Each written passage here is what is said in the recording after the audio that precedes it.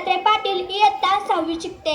आज 15 ऑगस्ट स्वातंत्र्य दिन आहे. तो उत्तरेकडील हिमालयापासून दक्षिणेकडील कन्याकुमारीच्या हिंद महासागरापर्यंत आणि पश्चिमेच्या कच्छच्या रणापासून ते बंगालच्या उपसागरापर्यंत भारतभर तिरंगा दिमागदार फडकतो.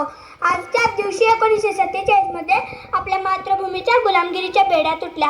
लाल किल्ल्यावरून पंतप्रधानांनी फडकवलेला तिरंगा पाहून प्रत्येक भारतीयाचा ऊर अभिमानाने भरून येतो. हे स्वातंत्र्य आपल्याला सहज मिळालेले नाही.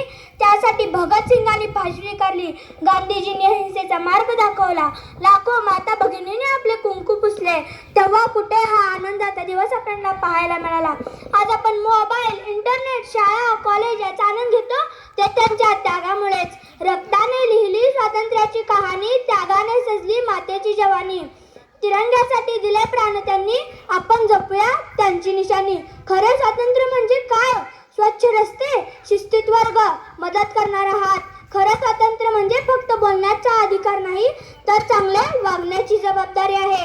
आज आपण विद्यार्थी आहोत, उद्या तो डॉक्टर, इंजिनियर, सैनिक, शिक्षक आपल्यातूनच होणार.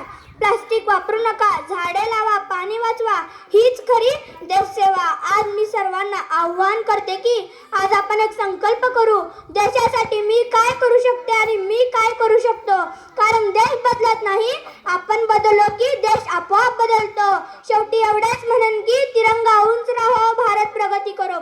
तिरंगा उंच राहो, भारत प्रगती करो. धन्यवाद. जय हिंद, जय महाराष्ट्र.